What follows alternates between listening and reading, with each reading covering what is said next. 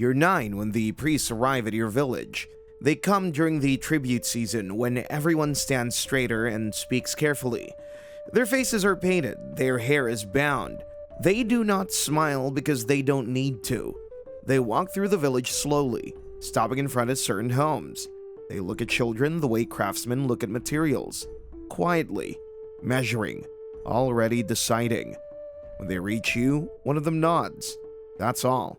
Your family doesn't argue. No one does. Your mother presses her hands to your shoulders and smooths your hair as if that might fix something. Your father lowers his eyes. The word honor is spoken. The word chosen follows it. You don't hear the word leave. You're taken that same day. The journey is silent. When you arrive at the Achlawasi, the house of the chosen women, everything changes at once. Your clothes are removed, your hair is cut and bound, your name is replaced with instructions. You're told where to stand, where to eat, when to speak, which is almost never. That night, you lie among other girls in a room that smells of stone and incense. No one cries loudly. Someone has already taught you that noise is dangerous. You stare at the ceiling and understand something for the first time. You've not been brought here to live the life you imagined. You're 12 when the routine stops feeling new and starts feeling permanent. Days are divided cleanly and without mercy. You wake up before the sun and work until your hands ache. You pray until your legs tremble. Silence is expected, not requested. You learn to weave cloth so fine it's meant for temples, not people. Every thread matters. A mistake earns a sharp correction, sometimes with words, sometimes without them. Food is measured, sleep is supervised, fasting is praised. Hunger becomes proof that you're doing something right. The rules are explained clearly now, with no softness left in the language. Your body's not yours. It belongs to the gods and to the city. Any defiance, any secrecy, any intimacy is forbidden. The punishment for breaking the rule is death. They don't whisper this. They say it plainly so there can be no confusion later. Older girls disappear. No announcement, no explanation. Their sleeping mats are removed. Their tools are reassigned and you're taught not to ask where they went. Asking questions suggests doubt, and doubt suggests impurity. You begin to understand the difference between belief and survival. You don't need to believe in the gods watching you. You only need to behave as if they are. Fear becomes discipline, and discipline becomes habit. By the time you finish your 12th year, obedience no longer feels forced. It feels normal. That's how the rules win. You're 15 when they begin letting the city see you.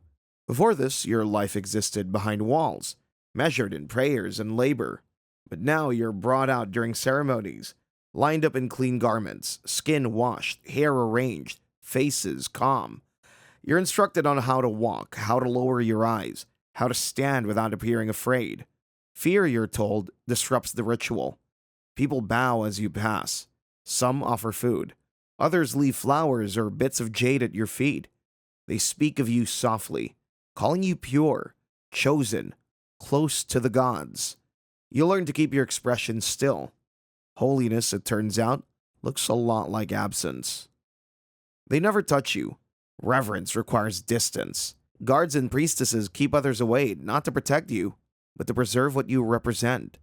You're valuable now in a way that has nothing to do with your thoughts or your comfort. When the ceremony ends, you return to the Achlawasi.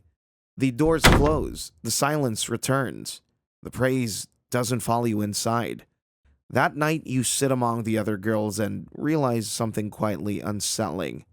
The more the city admires you, the less of you there seems to be. You're becoming a symbol, and symbols do not belong to themselves. You don't feel proud. You feel watched. You're 16 when the counting begins. No one announces it. No one gathers you together to explain. Girls simply start leaving.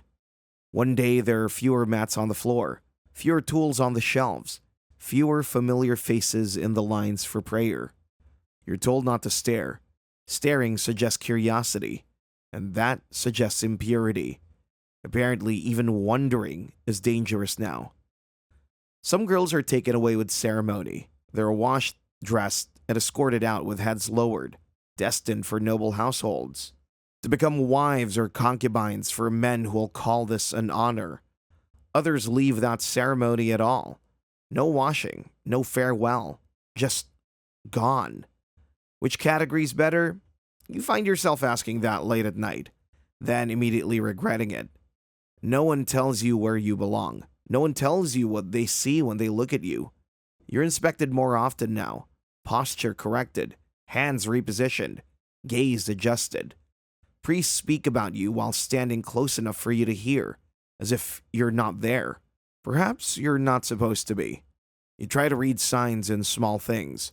A longer look, a pause, a hand resting on your shoulder for a moment too long. Does that mean marriage? Does it mean sacrifice? Does it mean nothing at all? You learn quickly that guessing changes nothing. Waiting becomes the punishment. Waiting, wondering, and behaving perfectly, while your future is decided somewhere you'll never enter. You're 17 when the tone shifts. The priests speak less directly to you now, but they watch more closely. Fasting becomes longer. Prayers become more frequent. Cleansing rituals are repeated until your skin feels thin. You're praised for endurance. Endurance of what, exactly? They never say. A major festival approaches. Everyone knows it. No one explains it. The Achlawasi grows quieter, as if sound itself might interfere with what's coming. Some girls are moved to separate rooms. Others are kept awake longer, trained harder, corrected more often. You notice which groups you're in. Of course you do. You're fed carefully now. Measured portions, better quality, treated gently in ways that feel unfamiliar. Is this kindness or preparation? You ask yourself that while kneeling for prayers, then remind yourself that questions are useless. The priestesses begin adjusting how you walk, how you hold your head, how you breathe during chants. Small corrections, repeated until they stick. You're told this is for the gods. You wonder which god cares about posture. At night, you lie awake listening to the city beyond the walls, drums in the distance, voices rising and falling. The festival's getting closer. So is your answer. You don't know which answer it'll be. You only know it'll arrive whether you're ready or not. What would readiness even look like now? You're 18 when your name is finally spoken. It happens in the morning, after prayers, when everyone's already tired and careful. A priest reads from a list. The names are said calmly, as if announcing chores. When yours is spoken, the room does not react. No gasps, no murmurs, just silence. Silence is respectful. You're told to step forward. Again, that phrase seems to follow you through life. They tell you this is an honor. Of course it is. Everything here is an honor when someone else benefits from it. You're told the gods have chosen you. Chosen for what is not said immediately, but you already know. You've known for a long time. Knowing doesn't make it easier, though. You're separated from the others. The door closes behind you.